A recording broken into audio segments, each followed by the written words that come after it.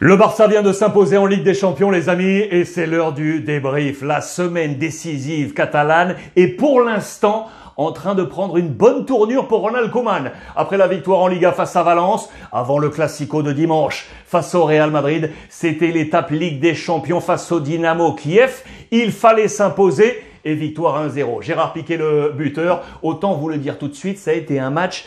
Je vais vous dire un mot dur, peut-être un match bidon. Pour moi, entre guillemets, on a eu l'impression d'assister à un match amical en mode porte ouverte avec du public tellement cela a été faible et compliqué. On va y revenir, le contexte était très simple pour le Barça. Il n'y avait pas d'autre issue que la victoire. Gagner ou gagner avec le Y catalan ici parce que le Bayern était en tête avec 6 points, Benfica deuxième 4 points, Dynamo Kiev troisième avec 1 point, le Barça dernier 0 points, 0 but marqué et 6 buts concédés. La corde au cou pour Ronald Koeman, vous l'aurez compris, également pour Laporta, pour ne pas voir aggraver la crise institutionnelle. Le contexte sportif était très simple. On attendait du Memphis et on attendait du Ansu Fati, infirmerie avec Dembélé, Braithwaite et Pedri, mais surtout la défense centrale avec notamment Araujo qui était touché, plus la suspension d'Eric Garcia, du coup titulaire. Eh bien, Clément Lenglet, les amis, le français était titulaire. On a une pensée pour Samuel Umtiti, bien évidemment. Deuxième titularisation cette saison après celle le 29 août face à Getafe en Liga. Deuxième titularisation pour Clément Lenglet. Associé à Piqué, Ter Stegen, je vous ai mis en jaune les 3 principaux changements par rapport au match face à Valence. Alba, bien évidemment, côté gauche. Busquets, l'homme en forme, côté catalan. Le petit Gavi, 5e titularisation pour lui. Toujours pas de Pedri, je vous l'ai annoncé, touché. Frenkie de Jong ici. Et puis devant, regardez ça, c'est intéressant. Alors, Mingueza, poste de latéral droit, et non Sergi Roberto qui avait été titularisé face à Valence, et Dest qui aurait pu jouer ici une nouvelle fois. Ça, c'est l'œuvre de Ronald Koeman, position offensive, ça marche mieux. Il a un profil qui, je pense d'ailleurs, est préférable dans ce type de poste que ultra défensif pour lui. Du coup, d'ailleurs, ça nous donnait une ligne néerlandaise, hein, vous le voyez. Il est naturalisé sportivement américain, on le sait, mais il est également hollandais, né aux Pays-Bas, avec Dest, Luc et Memphis, et notamment ces deux-là qui sont les choix de Ronald Koeman lors du mercato. Il jouait un peu sa carte, Ronald Koeman, également ici. Busquets, Gavi, donc Frenkie de Jong, Memphis, et donc Luc de Jong et non Ansu Fati. Ça, c'est important. Pourquoi? Parce que du coup, le jeu s'est retrouvé complètement stéréotypé en première période. C'était très simple.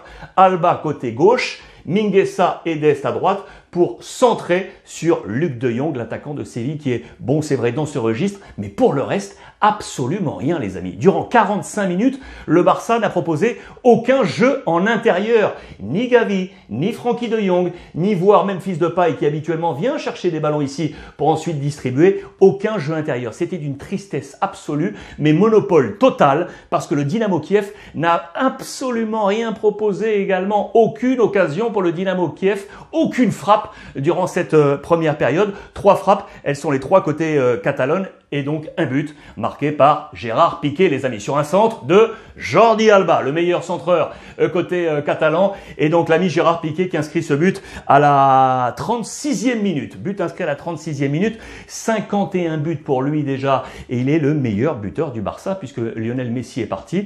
C'est l'ami Piqué qui est le meilleur buteur et Pichichi de ce club catalan. Alors au terme des 45 minutes, je vous l'ai dit, match très terne. Il n'y a pas eu grand-chose. Eh bien, je peux vous le dire qu'en deuxième mi-temps, c'est encore pire. Si je vous ai parlé de 3 frappes en première période, aucune en deuxième mi-temps. Ni côté catalan, ni côté Dynamo Kiev. Ce qui va se passer, c'est que sentant ce jeu stéréotypé, Ronald Koeman avait envoyé s'échauffer dès la 35e minute Ansu Fati et Coutinho. Il va les faire entrer en jeu.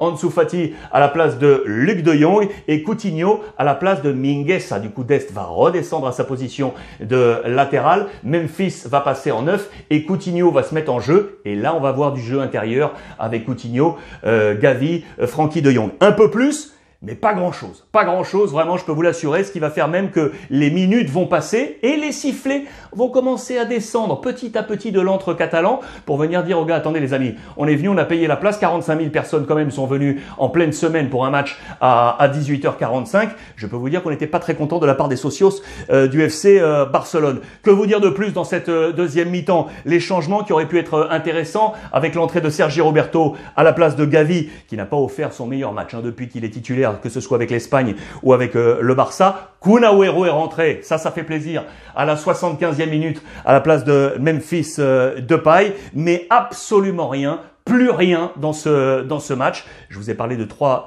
frappes dans cette rencontre, les 3 en première mi-temps et donc les 3 en faveur des Catalans. Du côté Dynamo Kiev, absolument rien. 0 pointé. Premier but inscrit donc par les Catalans dans cette Ligue des Champions. Il est donc pour Gérard Piqué. Première victoire à domicile d'un club espagnol d'ailleurs. C'est à noter parmi toutes les équipes espagnoles engagées. Que vous dire de plus, c'est que les Catalans pourront peut-être célébrer une deuxième victoire aujourd'hui, entre guillemets, parce que si le Bayern venait à s'imposer face à Benfica, cela permettrait aux Catalans ensuite de passer devant Benfica.